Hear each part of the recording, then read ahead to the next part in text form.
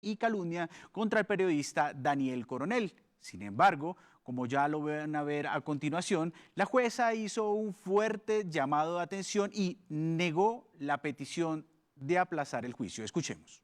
Desde ya le anuncio que no voy a acceder, no voy a reconsiderar y voy a desechar la insistencia, porque al igual que como usted lo ha manifestado y lo ha reiterado en todas las oportunidades, efectivamente el señor procesado tiene unos derechos como unos deberes. El primero es respetar a la Administración de Justicia y también el deber que tienen todos y que tenemos todos los ciudadanos, funcionarios, partes e intervinientes especiales en la actuación procesal, y es el mencionado en el artículo...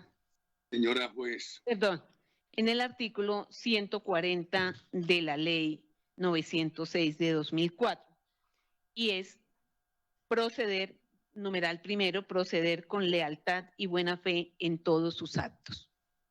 Señora juez. Recordemos, señor Uribe, discúlpeme, estoy resolviendo la reconsideración de su defensor. Señora juez, es muy grave, señora juez. La defensa del expresidente Álvaro Uribe ha utilizado todo tipo de recursos para frenar el juicio. Recientemente recusó a la jueza intentando quitarle el caso, pero el Tribunal Superior de Bogotá negó la petición y ordenó que la jueza Sandra Liliana Heredia continúe con el proceso. Ya apelaron también esta decisión, por supuesto.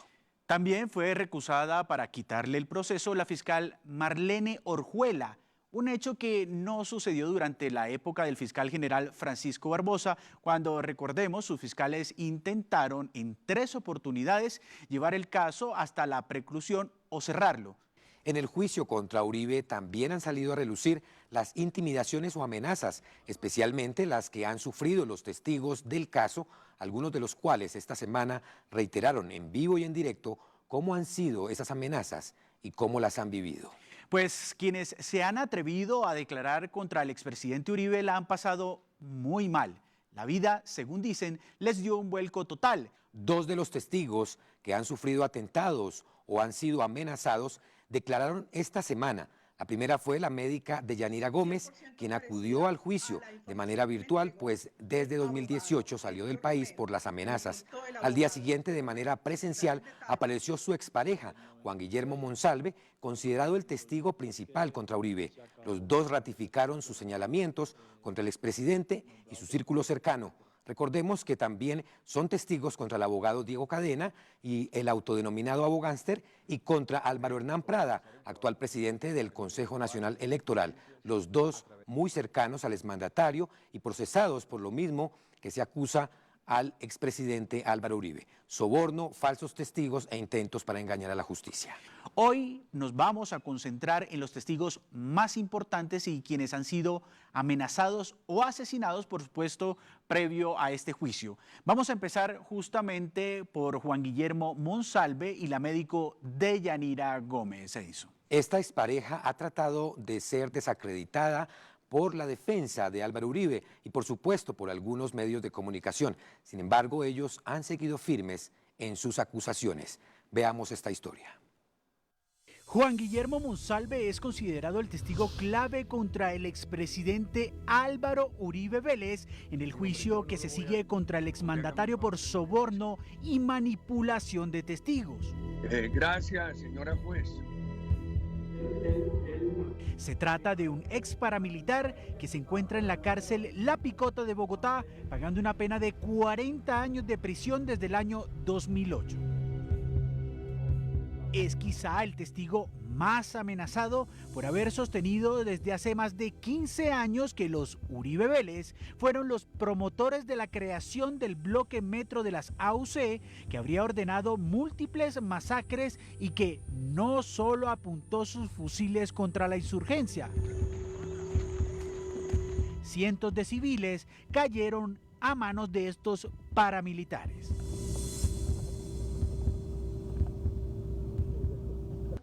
Según denunció en su momento el senador Iván Cepeda, hoy víctima en este proceso, cuando Álvaro Uribe fue gobernador de Antioquia, se encargó de proteger el negocio del narcotráfico del bloque metro.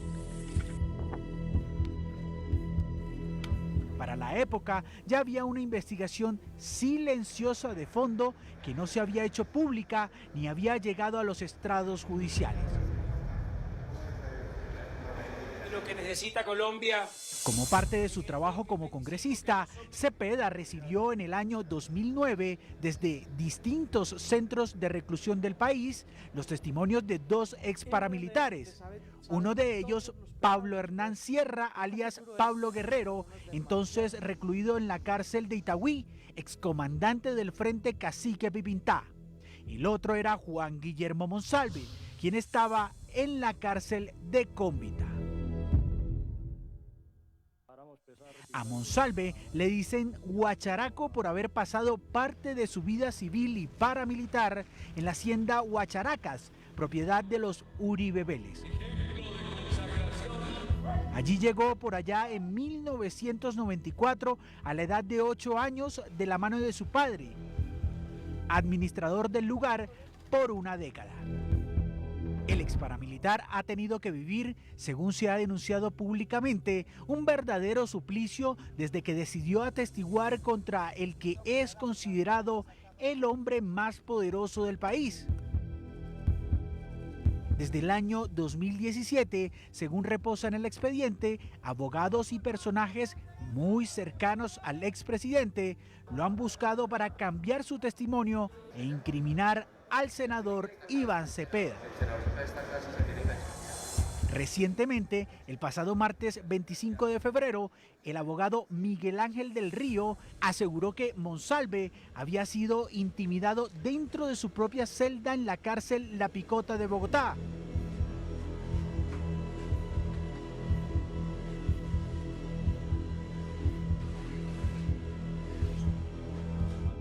El testigo debía declarar en el juicio el pasado miércoles 26, pero las intimidaciones no son nuevas en la vida de Monsalve.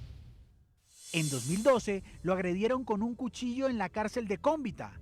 Tuvo que ser trasladado.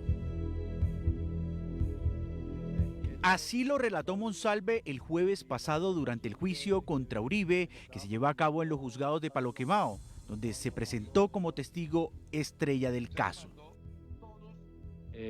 Cuando estuve en Cómbita, me trasladaron para La Picota, fue porque fui ahí agredido por dos personas. Eso fue como el 24 de marzo del 2012. Y lo trasladan ahí a La Picota. Sí, señora.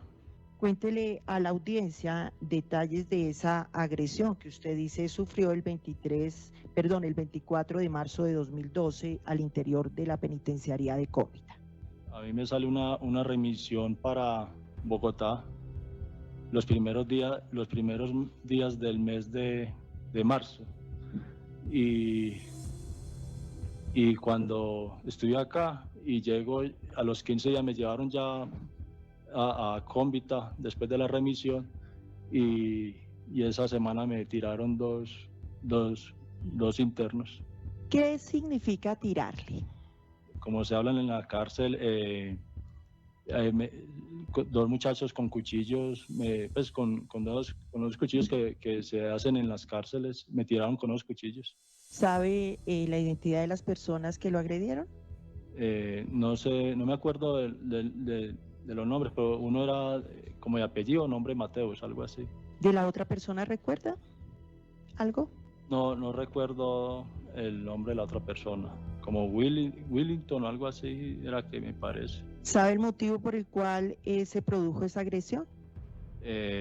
Pues cuando me tiraron dijeron que por sapo. ¿En qué pabellón de Cómbita sucedieron estos hechos? En el patio 6 de Cómbita. ¿Supo algo más o le señalaron algo más de la razón por la cual era agredido por ser sapo? ¿Supo algo adicional a eso? No, señora, pues inmediatamente, porque en el momento había un operativo en otro patio y cuando eso pasó, ya eso, para los 5 minutos llegaron, pero no me acuerdo cuánto duró el problema. Y llegaron pues ya y sacaron a los muchachos, a uno los llevaron para el patio 8 y a mí me llevaron para Sanidad. Una vez producida esa agresión, ¿cuánto tiempo transcurrió para su traslado a la Picota de Bogotá? Yo estaba en Sanidad y llegó un teniente del INPE y me dice que también me va a llevar para el patio 8. Entonces yo le firmé un documento al teniente de que bajo mi responsabilidad yo entraba al patio. Y bueno, y me entraron al patio como a las 8 o 9 de la noche y a las 5 de la mañana más o menos me sacaron, ahí en el patio hay como una capillita y me sacaron para esa capilla y como a las 7 de la mañana me bajan al lugar donde estaba recluido Popeye, me dicen allá. En el año 2013 también fue atacado. En esa oportunidad trataron de envenenarlo en su celda. Desde marzo más o menos del 2013 yo preparo yo mismo los alimentos o la visita me los entraba así para la semana preparados. ¿Por qué razón desde el 2013 usted prepara directamente sus alimentos? En una de las celdas de donde preparaba yo los alimentos resultó un veneno. Entonces, de ahí para allá yo estoy preparando los alimentos. Explíquele a la audiencia en qué época sucedió ese hallazgo en la celda. Yo vi pues el operativo que entró y eso fue más o menos como al año de haberme movido de Convicta, o sea que fue más o menos como para marzo o abril, tal vez. ¿De qué año, si lo recuerda, Juan Guillermo? Del 2013. Dice usted que no le dejaban preparar los alimentos, entonces explíquele a la audiencia qué peticiones realizó para poder preparar esos alimentos. Se mandaron solicitudes, es que primero llegó pues el comandante porque me subían del rancho los alimentos y venía el señor con la cámara cuando le dije yo que si me mostraba el video cómo prepararon, pues cómo empacaron la comida mía, y él me dijo que tenía que mandar una solicitud para que me respondieran para poder pues para él mostrarme el video. Entonces yo ya no quise comer nada de esas comidas si fuera. Juan Guillermo Monsalve, desde el año 2018, también es testigo contra Diego Cadena, exabogado del expresidente Uribe. Asimismo, es testigo contra el excongresista y hoy presidente del Consejo Nacional Electoral, Álvaro Hernán Prada. Los dos son procesados en paralelo por el mismo caso de su jefe. A principios del 2018, ante la Corte Suprema, Monsalve aseguró que era víctima de presiones y amenazas por parte de emisarios del expresidente Uribe. Dijo textualmente en esa carta: la semana pasada llegaron unos abogados del expresidente Uribe y me pedían que firmara unos documentos que, si no lo hacía, que me atuviera las consecuencias, porque se me iba a venir el mundo entero. Temo por mi vida, porque me envenenen o me hagan un atentado a mi vida. Las amenazas se extendieron desde esa época hasta su entonces pareja y hoy víctima en el proceso, la médico Deyanira Gómez, quien reemplazó esta semana a Monsalve en el juicio. En la auditoría médica, pero nada más. Entonces, de ahí... Ella siempre ha dicho que ha sido víctima de hostigamientos, intimidaciones y seguimientos que generaron su exilio de Colombia. El día antes de que yo saliera al país, la salida mía del país fue algo que solamente sabían mis familiares muy próximos, y se recibe por WhatsApp, un WhatsApp que tiene un signo mortuorio. Esa era la foto que tenía el WhatsApp, dice descansa en paz, y la persona se dice que necesita hablar conmigo. Esa persona le dicen por qué necesita hablar con ella. Esa persona dice, no tenga miedo, le conviene hablar conmigo. Yo inmediatamente le informo eso a mis escoltas, y mis escoltas le informan a la Unidad Nacional de Protección, y esa noche duermen en la puerta de mi casa, están todos en la puerta de mi casa y escoltas al interior de mi casa, 8 escoltas, donde mis hijos y todo el mundo, o sea, todas las personas nos sentíamos en el riesgo de que algo pasara y nos pudieran pasar algo grave. De hecho, el día que yo salí del país, yo salí en compañía de otro carro blindado con chalecos de protección. Mis hijos ya, los escoltas le han presentado a 2 niños. En ese momento hablemos de un niño de 3 años y una niña de 7 años que si ocurría algo debían botarse al piso y que iban a ser protegidos. Que si pasaba algo, nosotros. Era impresionante, discúlpeme, sentir ese nivel de estrés, de la falta de seguridad que se presentaba para nosotros después de que yo me reuní con el abogado Diego Cadena. Disculpe. Gracias, Deyanira. Manifiesta usted que salió del país. ¿Le podría decir a esta audiencia qué día exactamente abandonó el país? Fue para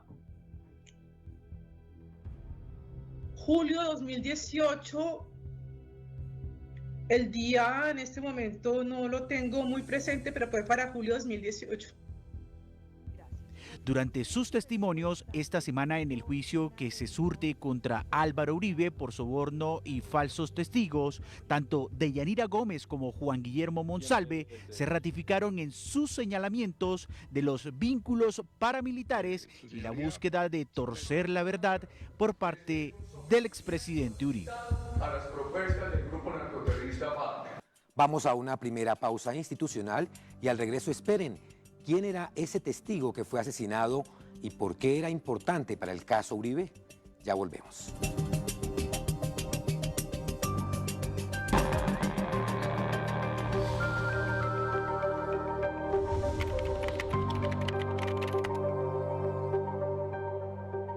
En Corpo Caldas somos parte de un todo, inseparables de nuestro entorno.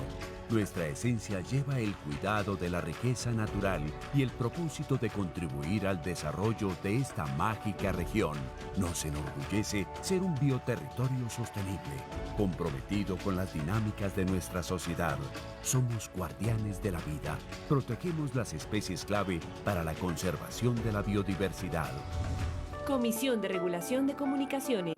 Cada día las personas en Colombia consumimos contenidos audiovisuales en varias pantallas, muchas veces sin detenernos a pensar en su impacto. Por eso la CRC lanza Salud a lo que vemos, una campaña educativa que invita a reflexionar sobre lo que consumimos en televisión y medios digitales. Buscamos promover el acompañamiento de padres, madres, docentes y cuidadores de los niños y niñas del país, porque lo que vemos importa. Comisión de Regulación de Comunicaciones.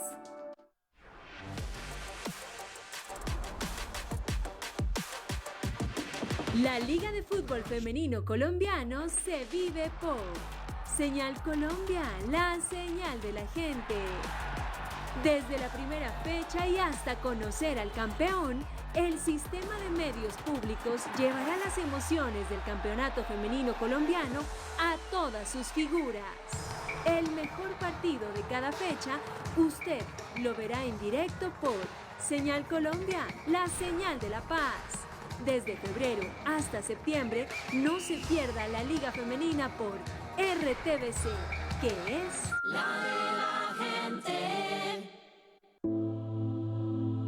Mamá, ¿de verdad está pasando esto? ¿Los benditos están muriendo? Sí, hija, no solamente es nuestro pasado, es nuestro presente y estamos acabando con nuestro planeta. Desde Cali, llevamos la voz del planeta hasta Roma, porque el futuro no está escrito. Aún, COP16. Hagamos paz con la naturaleza. Comisión de Regulación de Comunicaciones.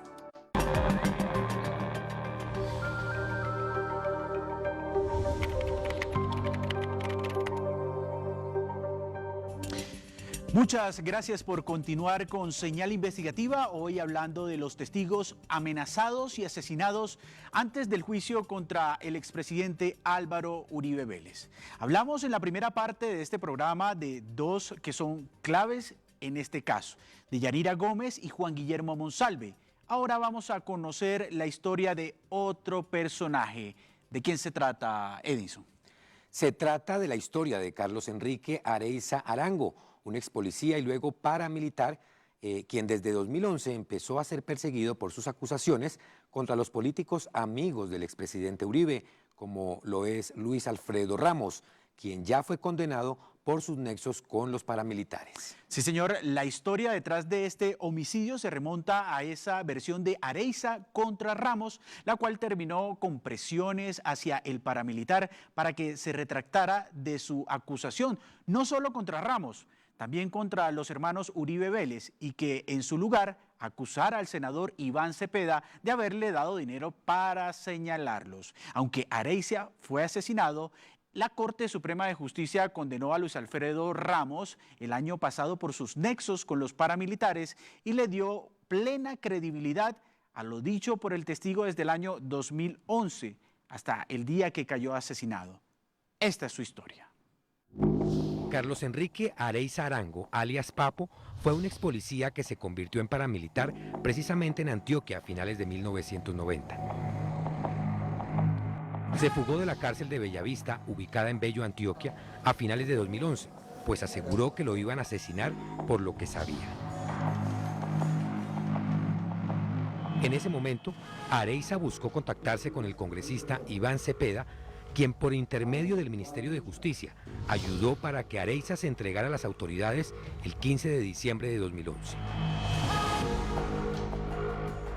El 31 de octubre de 2013, Areiza le concedió una entrevista exclusiva de más de una hora al medio de comunicación Verdad Abierta, en la que ratificó las acusaciones que lo tenían amenazado, que el exgobernador y exsenador de Antioquia, Luis Alfredo Ramos, había recibido 800 millones de pesos para su campaña al Senado en 2005 de parte de los jefes paramilitares Vicente Castaño y Hugo Alberto Quintero, alias el Patrón de Bello, quien antes de ser capturado vivía en un búnker construido 6 metros bajo tierra. A una reunión en el 2006 donde Luis Alfredo Ramos va con Jorge León Sánchez. Se reúnen con Vicente Castaño y con Albeiro. Ahí en ese momento también estaba escondido, Beñanique escondió por un tiempo a Bulberarido Varela, Jabón. Para esos días se le estuvo allá. Jabón es del norte del Valle. Para ese tiempo él estaba escondido allá. Se le entregan 800 millones de pesos. Hay un videoclip de eso. De hecho, un amigo muy cercano me ayudó a traerlo de Panamá. Es lo que yo le voy a entregar a la Corte. A finales de 2014, Areiza ratificó su versión en contra de Luis Alfredo Ramos ante la Corte Suprema de Justicia, que investigaba al político del Centro Democrático por sus nexos con los paramilitares. Desde entonces ya había denunciado que lo querían asesinar. Todo se ve pues como las declaraciones que han ido rindiendo en la Corte Suprema y en Justicia y Paz, ya que pues se dieron cuenta de que nosotros éramos las personas detrás de ¿cómo le dijera yo a usted? Como de precisamente darle a conocer a las autoridades eso, o sea, me explico. Para el año 2000-2005, yo y otras personas integrantes de la empresa pues Bellanita, digamos que llegamos a la conclusión de que tarde o temprano nos iban a asesinar, por lo que sabíamos, por lo que habíamos presenciado, por lo que habíamos hecho.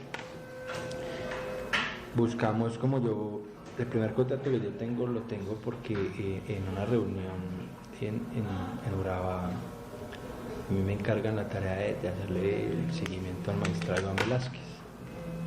Y yo viajo a Bogotá efectivamente a hacer el seguimiento de Iván Velázquez, pero termino es tocándolo y diciéndole, mire, yo estoy aquí, me están... Semanas más tarde, a principios de 2015, el entonces abogado de Ramos, Luis Gustavo Moreno, el mismo que luego se convirtió en el exfiscal anticorrupción condenado por el cartel de La Toga, aseguró a la Corte Suprema una falsedad en contra de Iván Cepeda que se convirtió en otro martirio para el expresidente Álvaro Uribe, que existía un cartel de falsos testigos y que uno de ellos era Carlos Enrique Areiza. Al mismo tiempo, diferentes medios de comunicación publicaron esta carta, firmada por Carlos Enrique Areiza, la cual indicaba falsamente que Cepeda le había ofrecido 100 millones de pesos para incriminar a Luis Alfredo Ramos, a Álvaro Uribe, a su hermano Santiago Uribe y a José Obdulio Gaviria. Con esta carta, según se conoció luego, Areiza pretendía retractarse de sus afirmaciones contra Ramos, los hermanos Uribe y José Obdulio Gaviria, a quienes había acusado de tener fuertes vínculos con paramilitares. Pues ahí comienza entonces lo que todo el mundo dice que es una guerra. Sin embargo, sobre esta carta, antes de ser asesinado, Areiza declaró en marzo de 2016 ante la Corte Suprema que había recibido una amenaza en la cárcel para que, abro comillas, dejara de hablar mal de la gente de Uribe. Ante el temor de que le pasara algo, Areiza decidió llamar a las oficinas de la Fundación Pensamiento Colombia en Bogotá para buscar hablar con uno de los fundadores, José Obdulio Gaviria. Eso no fue posible y en cambio Areiza recibió 2 visitas del abogado Jaime Restrepo Restrepo, conocido como El Patriota, quien le expresó que iba de parte de las 2 personas que buscaba, Luis Alfredo Ramos y José Obdulio Gaviria. En esa reunión, le contó a Areiza a la Corte Suprema, El Patriota le dijo que como muestra de confianza debía firmar un documento en blanco y una carta pidiendo perdón a Ramos y acusando falsamente al senador Iván Cepeda.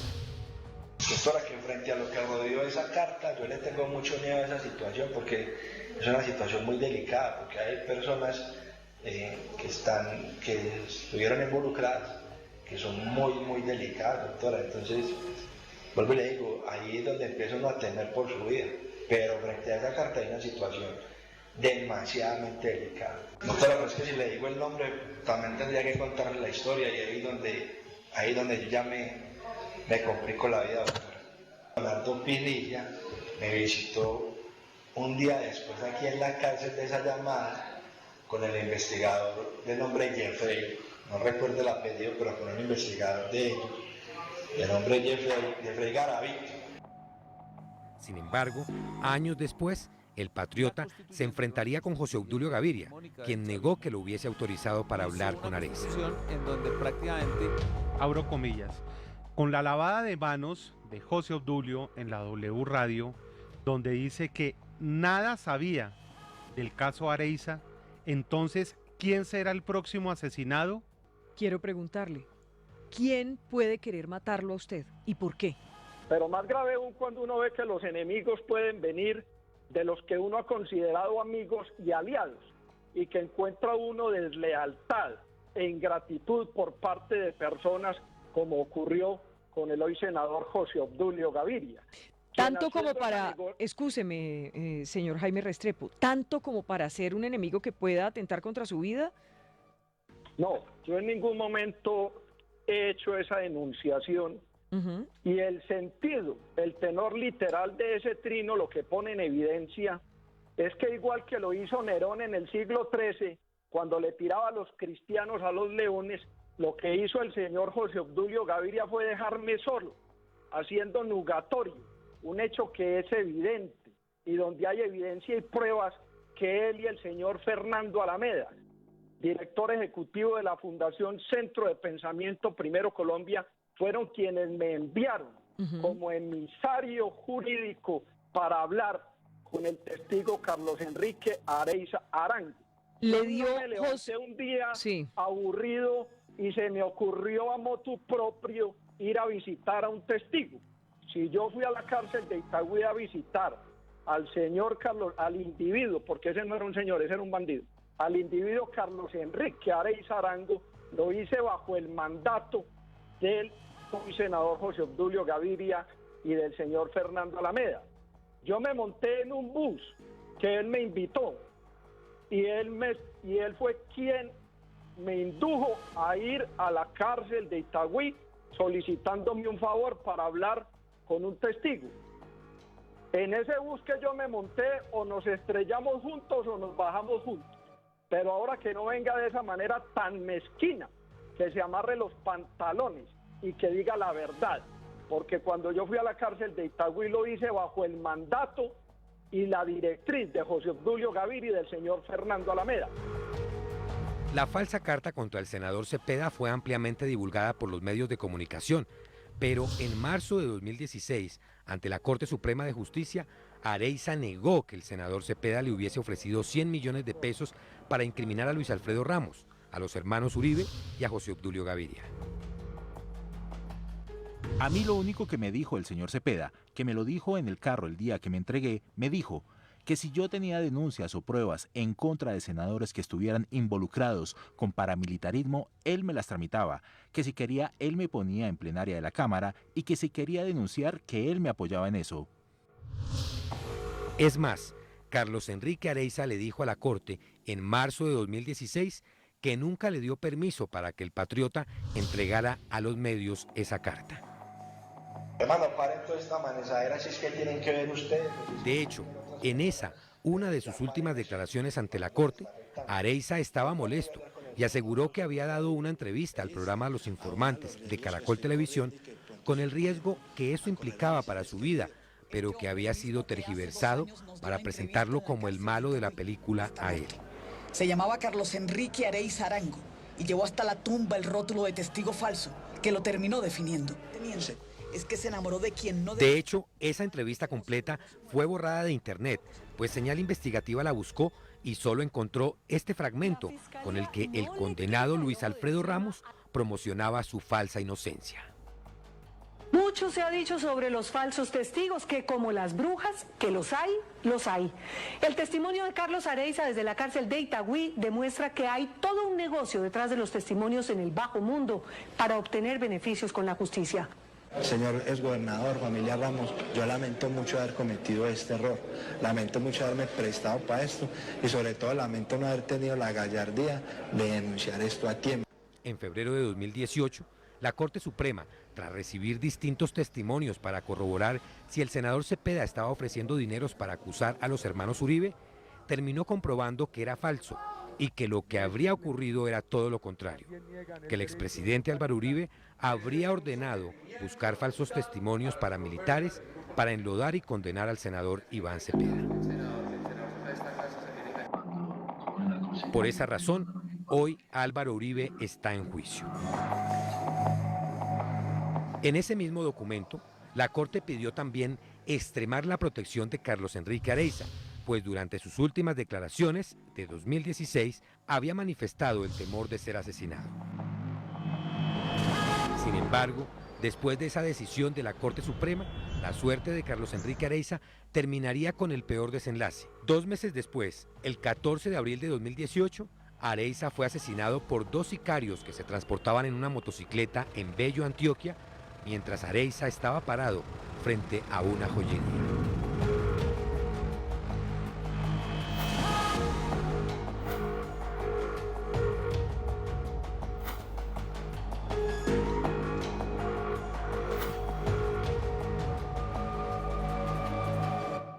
Cuatro días después, el 18 de abril de 2018, el expresidente Álvaro Uribe fue a la Fiscalía y solicitó investigar pronto el homicidio de Areiza.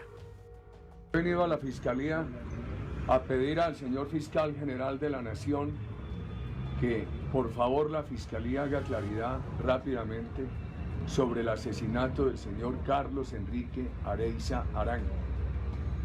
A raíz de ese asesinato, algunos medios de comunicación han expresado que el señor era testigo contra mi persona y en las redes sociales me han acusado de asesino. Minutos más tarde, en una llamada interceptada a Uribe, hablando con su abogado Diego Cadena, Uribe le expresó que le preocupaba ese tema del asesinato de Areiza porque le estaban promoviendo una campaña de desprestigio, pues decían que un testigo que había declarado en su contra había sido asesinado. Plaza Vega. Por favor, presidente, buenos días. Sí, señor. Hombre, acabo de radicar aquí en la Fiscalía una solicitud que se lo va a mandar a usted. Aquí está claro el asesinato de ese testigo Areiza. En esta llamada, Uribe fue más allá y aseguró que Areiza nunca había declarado en su contra ni en contra de su hermano Santiago Uribe, a lo que Cadena respondió que incluso Areiza se había retractado. Ese señor nunca dio declaraciones contra Santiago ni contra mí. Y algo que dijo contra Ramos Botero se retractó. Entonces los medios sacan que testigo contra Uribe, mentiras. Y además las varias campañas, porque ahí lo he chequeado, principalmente la de Petro, también gente de Fajardo, de la calle, ese Germán Vargas, hicieron a funcionar una tendencia, Uribe asesino. Esto terminó siendo mentiras, pues Areiza sí había declarado ante la Corte contra Luis Alfredo Ramos y había negado la veracidad de la carta con la que los hermanos Uribe pretendían defenderse y atacar a Cepeda. El 24 de abril de 2018, es decir, 10 días después del asesinato de Areiza, el expresidente Uribe escribió en su cuenta de X una frase lapidaria en contra del testigo asesinado. Carlos Enrique Areiza era un bandido, murió en su ley. Areiza era un buen muerto, sino que lo diga Cepeda. El homicidio de Carlos Enrique Areiza no se ha esclarecido con la urgencia que lo pidió el expresidente Álvaro Uribe en ese momento, y por el contrario, ni siquiera los sicarios han sido identificados y capturados. En cambio, según este documento que conoció Señal Investigativa, hasta mayo de 2022, el caso seguía en la Fiscalía 244 de Bello, donde reposan 7 carpetas y donde la madre de Areiza intentó pedir esa información, pero le dijeron que debía ir a sacarle fotocopias. Areiza fue asesinado en abril de 2018, luego de sus declaraciones en la Corte, pero Luis Alfredo Ramos fue condenado el año pasado a más de 7 años de prisión por sus nexos con los paramilitares. Finalmente se probó lo que el testigo asesinado decía, que lo habían amenazado para mentir en contra de Iván Cepeda y para favorecer a los hermanos Uribe, a José Obdulio Gaviria y a Luis Alfredo Ramos. La sala encuentra infundada esta retractación, por lo tanto da crédito a lo declarado por el testigo Areiza, relato que aparece respaldado por Mira Vélez y Jorge Eliezer Valle, quienes informaron sobre los nexos de Ramos con los aludidos grupos criminales.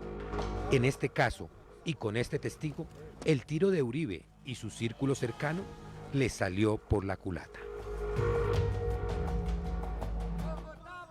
Aunque el expresidente Álvaro Uribe ha dicho que el asesinado paramilitar Carlos Enrique Areiza no era testigo ni contra él ni contra su hermano Santiago, lo cierto es que Areiza sí era un testigo importante para la Corte Suprema de Justicia, pues este tenía la verdad de quienes lo habían amenazado para retractarse e inculpar al senador Iván Cepeda. Otro de los testimonios claves en este juicio es el de Pablo Hernán Sierra, alias Alberto Guerrero o Pipintá, quien, al igual que Juan Guillermo Monsalve, es uno de los primeros jefes paramilitares que han llevado a Uribe a este juicio. A lo largo de los años ha afirmado que tanto Álvaro como su hermano Santiago fueron fundadores del bloque Metro de las Autodefensas y que ello habría ocurrido luego del robo de ganado de los Uribe por parte de la guerrilla. Veamos aquí su perfil. Pues entre ellos estaban Ernesto Garcés, hay cantidad de gente. Pablo Hernán Sierra, alias Alberto Guerrero o Pipintá, es el segundo testigo estrella en el juicio contra Álvaro Uribe y también fue uno de los primeros jefes paramilitares en atreverse a hablar directamente contra el presidente Álvaro Uribe y su hermano Santiago Uribe. A los dos los ha señalado de ser fundadores del bloque Metro de las AUC. Una de aquellas declaraciones la hizo en un encuentro con el entonces representante a la Cámara, Iván Cepeda, quien lo entrevistó en la cárcel. De que entonces allí se empezó a conformar un grupo. ¿Quiénes son los fundadores, los primeros que financiaron y apoyaron y acolitaron y hablaron con la población, con la misma fuerza pública, porque así es que se organizan estos grupos, porque tengo la experiencia. Cuando yo llegué a Caldas, que yo no llegué porque yo, no es que aquí llegué yo y aquí yo soy el que mando, no, eso es falso. Yo llegué a Caldas porque habían unos miembros, como decir Alberto Villegas, un ganadero, y como decir Gonzalo Mejía, el Chinche Mejía, que uno de los primeros que negoció en este país. Él es casado con una hermana de Fabito Ochoa, uno de los primeros que negoció. Ese es uno de ellos dos fueron los que nos llevaron a Caldas. Lo mismo ocurrió en el nordeste antioqueño, fueron estos señores, Santiago Uribe Santiago Gallón, los hermanos Villegas, Luis Villegas y Juan Guillermo Villegas, los que propiciaron que este grupo iniciara. Este grupo arranca con dos grupos paralelos, uno urbano y uno rural. El rural era comandado por alias Filo, era un grupo que no pasaba más de 25 o 30 hombres fusil, camuflados o fusilados. Y el otro grupo era el de los urbanos, que inició y tenía su centro de operación en el municipio de Bello, concretamente en el barrio central de Bello. Y uno de los urbanos, jefe de los urbanos ahí, era Arboleda. Arboleda, quien no hace mucho fue el que mataron en Segovia. Que Arboleda con el tiempo es el que empieza pues a urbanear con lista en mano y se van con otros muchachos pues y van a diferentes pueblos como decir Barbosa, Santo Domingo, San Roque, Cisneros, Maceo, Yolombó, Caracolí, todos estos municipios, San José del Nus, Providencia, van, sicarean y se regresan nuevamente a Bello y el otro grupo allá. Su testimonio se respalda con hechos que quedaron incluidos en varias sentencias de los tribunales de justicia y paz que señalan la fundación del bloque Metro en la misma región donde los hermanos Uribe tenían fincas ganaderas. ¿Quiénes son los responsables? Por línea de mando tienen que ser ellos. Yo siempre he dicho que el expresidente Uribe lo respeto mucho como presidente, como persona, como todo, pero yo hablo así porque como sé de sus cosas que hizo, es un bandido igual a mí.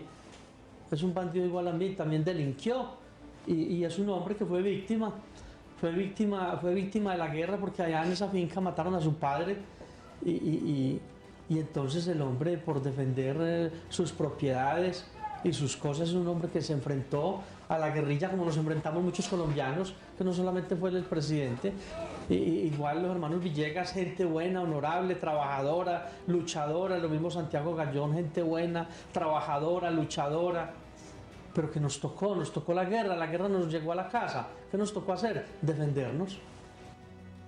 Pablo Hernán Sierra, quien hizo política a mediados de los 90 en el nordeste de Antioquia, pues fue candidato a la alcaldía de Santo Domingo por el grupo del parapolítico condenado Luis Alfredo Ramos, terminó integrando el llamado Bloque Metro de las AUC, fundado, según él, en la hacienda Guacharacas, de propiedad de la familia Uribe. Pues porque siempre es el mecanismo de defensa de él. Pero es que aquí el problema no es el delito de injuria y calumnia que él me denuncia a mí. Aquí el delito de fondo, ¿cuál es? Que aquí hay unos delitos de lesa humanidad. Aquí hay unas masacres, hay unas desapariciones.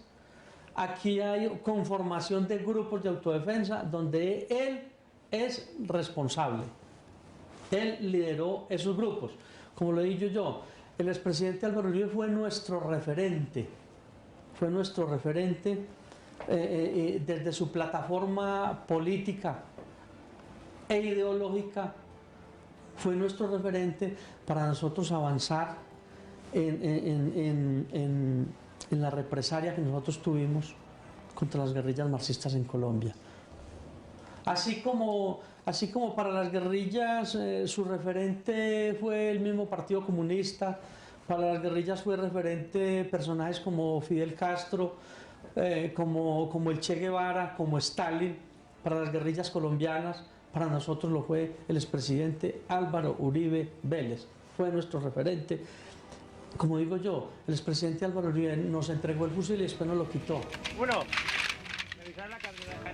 Pablo Hernán Sierra se convirtió en alias Alberto Guerrero y años más tarde en alias Alberto Pipintá, pues terminó siendo el jefe del llamado Frente Cacique Pipintá de las AUC. Por eso mismo fue superior directo de Carlos Enrique Vélez, alias Víctor. Este grupo nunca se desmovilizó con la Ley de Justicia y Paz. Sierra ha mantenido durante 14 años la misma versión, según la cual la génesis del Bloque Metro se dio por el robo de 600 cabezas de ganado que la guerrilla del ELN se llevó de una finca de Álvaro y Santiago Uribe Vélez. Pablo Hernán Sierra ha sufrido múltiples amenazas y hostigamientos, entre ellos varios allanamientos y agresiones a las celdas en donde ha cumplido su condena. En 2014, Sierra se enfrentó en los tribunales con los hermanos Uribe Vélez, quienes lo denunciaron por calumnia. En ese entonces, su abogado, Carlos Arturo Toro, tuvo que renunciar temporalmente a la defensa después de múltiples presiones, amenazas de muerte para su familia, seguimientos, incluso interceptaciones ilegales, según contó este abogado a Señal Investigativa.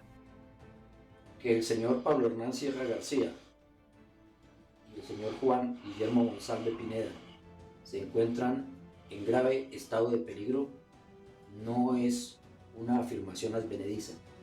Los acontecimientos anteriores, todos los antecedentes, varios atentados, hostigamientos contra el señor Monsalve durante muchos años determinan que efectivamente el grado de peligro es extremo.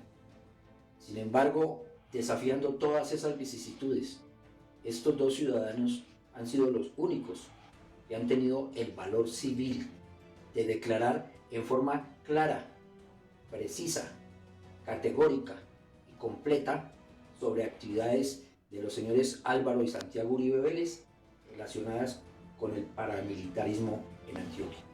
El 10 de abril de 2021, alias Pipintá vivió un violento allanamiento sorpresa en su celda por parte de funcionarios del IMPET, lo que interpretó como una presión hacia él por ser uno de los testigos estrella contra Álvaro Uribe Vélez. La última de estas presiones tuvo lugar en días recientes, pues Carlos Arturo Toro, quien ha sido su abogado, anunció que Sierra necesita garantías para comparecer en el juicio que se adelanta contra Álvaro Uribe Vélez. Así lo explicó el abogado a Señal Investigativa. Porque este proceso recoge la historia fidedigna de los acontecimientos que siempre se han debatido en torno a los señalamientos en contra del señor Álvaro Uribe Vélez. Estos dos ciudadanos que han tenido ese valor civil, como lo he dicho, sí merecen de la atención y la protección máxima que pueda brindar el Estado en todos los órdenes para que este proceso histórico y la verdad sea conocida en Colombia. En una entrevista del 2014 con el programa Contravía, Pablo Hernán Sierra entregó otros detalles sobre los vínculos de la familia Uribe con el narcotráfico y los paramilitares. Sierra García en la cárcel de alta seguridad de Itagüí. Y al igual, el presidente Uribe debe reconocer que es victimario. ¿Por qué? Porque él ha hecho parte de la conformación de los grupos de autodefensa en este país. Entonces él es victimario. Uribe, acá en el patio donde yo estoy, está René, está Memín, está Castañeda y está Simón. Y está un muchacho, Giovanni González, que ellos todos los días se mantienen reunidos en la celda, se mantienen en cónclave. Entonces resulta que ellos, Uribe les dio una plata a Castañeda, a Simón, para que me desprestigiaran a mí como testigo. Pero yo estoy dispuesto a sentarme con ellos en un estrado judicial a ver quién es el que tiene la verdad, si ellos o yo. Pues con este cuarto testigo amenazado en el juicio contra el expresidente Álvaro Uribe, vamos a una segunda pausa institucional, pero al regreso esperen el perfil del testigo que tiene pruebas de los pagos que le hicieron para enlodar al senador Iván Cepeda y favorecer al hoy enjuiciado expresidente. Ya volvemos.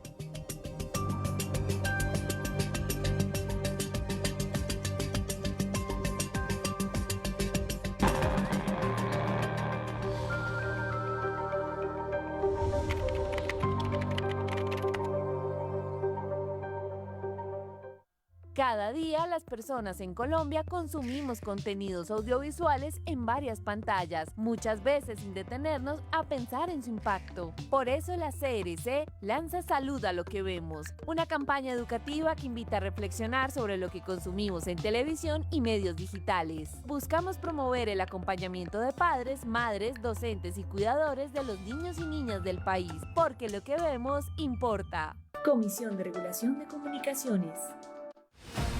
En los momentos más difíciles del pueblo colombiano, el soldado del Ejército Nacional siempre ha estado ahí. En el marco del respaldo al trabajo interinstitucional, el Ejército Nacional, con el despliegue de sus capacidades, ratifica el compromiso por la defensa y desarrollo de todos los habitantes de la región del Catatumbo. Mi misión es usted. ¡Juntos por el Catatumbo! Comisión de Regulación de Comunicaciones. Por el respeto al derecho internacional humanitario a los armados, se les recuerda respetar y proteger a heridos y enfermos. Es un mínimo humanitario que busca proteger a la población civil. Radio Nacional de Colombia y Señal Colombia, la señal de la paz con el Catatumbo y su gente.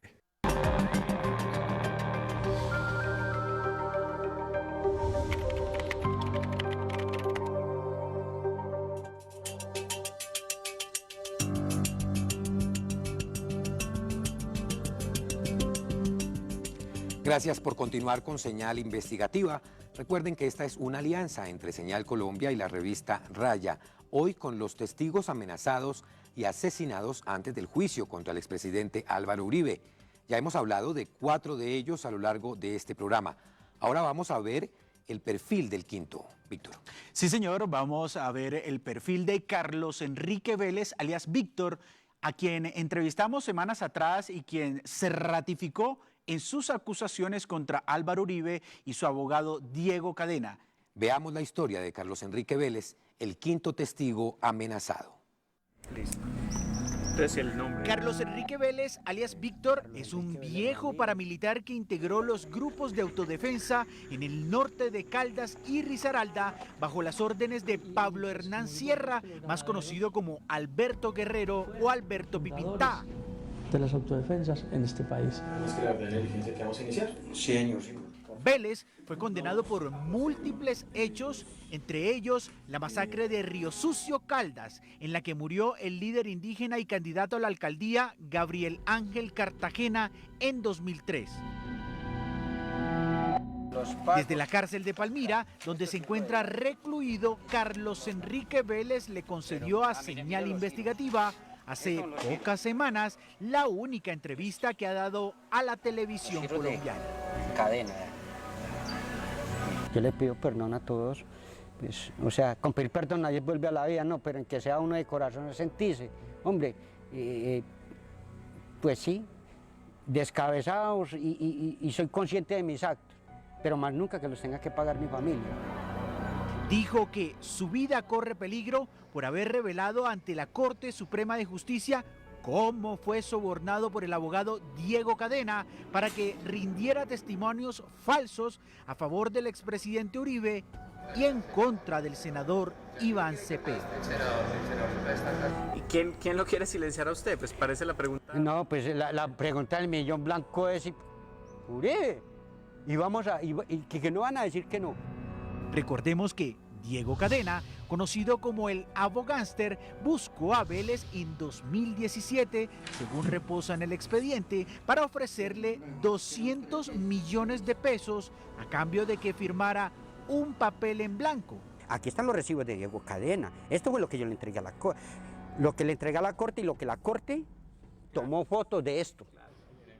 El propio Cadena escribió de su puño y letra una declaración falsa con la que buscaba ayudar al expresidente Uribe.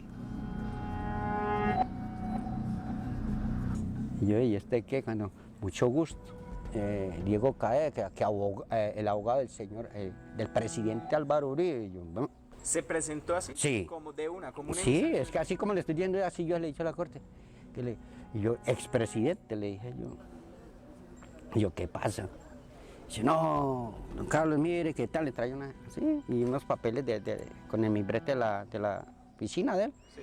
No, lo que pasa es que, pues, a ver, lo que pasa es que su patrón ya empieza a hablarme de Pablo, que tal, que esto, que lo otro, de lo que estaban hablando de Uribe. Y pues Alberto le ha ganado como en unas sentencias de eso, ¿ve? Y yo, ¿cómo así? Y yo, ¿y qué quiere? Me trae donde me dice, hay 200 millones de pesos, pues sí. Diego Cadena hace la carta, tan. Exacto. Y tan, y yo la firmé, yo he dicho en la Corte, la firma y la huella es mía, más lo que yo no sé, que a mí me ponen a leer esa carta, o sea que usted no sabe que, le digo no. Entonces ahí donde dice la abogada, bueno, y usted firma un papel que nunca, Eso, o sea, y sin saber qué decía, y yo, pues yo me confié, entre bandidos nos confiamos, por eso es que Daniel Coronel le da tanto golpe al que dice que entre bandidos nos... Dicha declaración, además, pretendía enlodar al exparamilitar Pablo Hernán Sierra, alias Alberto Guerrero, quien había señalado a los Uribe Vélez de ser los fundadores del bloque metro de las AUC.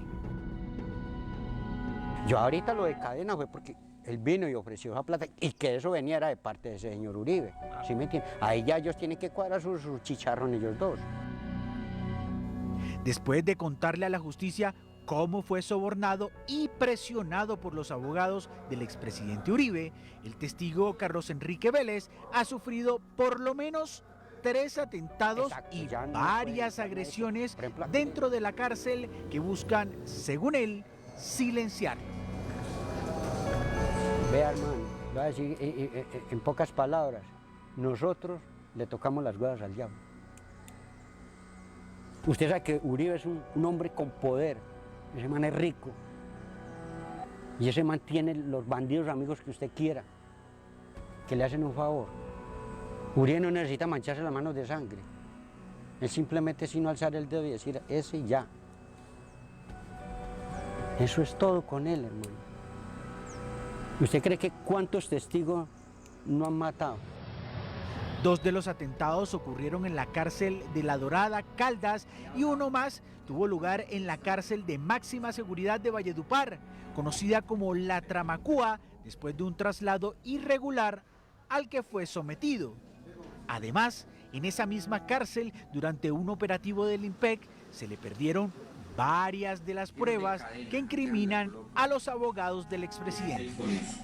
Parientes de Carlos Enrique Vélez, entre ellos un primo suyo y su madre, han recibido amenazas de muerte y panfletos en los que le dicen, según conoció Señal Investigativa, que su familia está afuera y la tienen ubicada. Por ejemplo, con mi primo allá en España, lo han tildado de todo, y sabiendo que nosotros hemos tenido pruebas, hermano, sino que la fiscalía, yo no sé qué es lo que pasa, hermano. Ya han pasado 2 semanas del juicio contra el expresidente Álvaro Uribe, y aunque seguramente este juicio quedará en la memoria de la gente, la justicia solo tiene los próximos 7 meses, es decir, hasta octubre, para tomar una decisión, condenar o absolver. Si esto no ocurre, Uribe podría quedar sin ser juzgado en un proceso en el que se lo acusa desde hace casi 7 años. ¿Quiere Uribe que haya un fallo de la justicia independiente de si es condenado o no?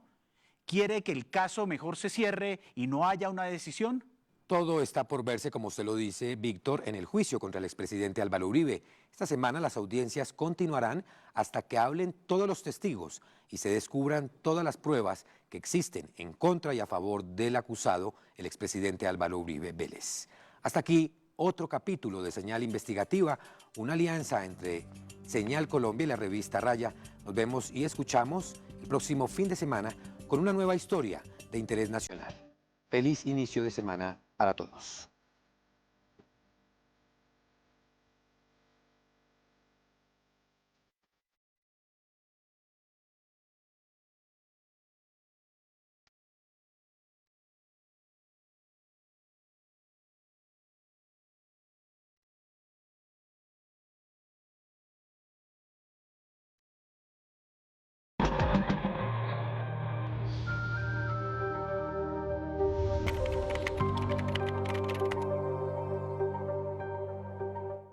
A continuación,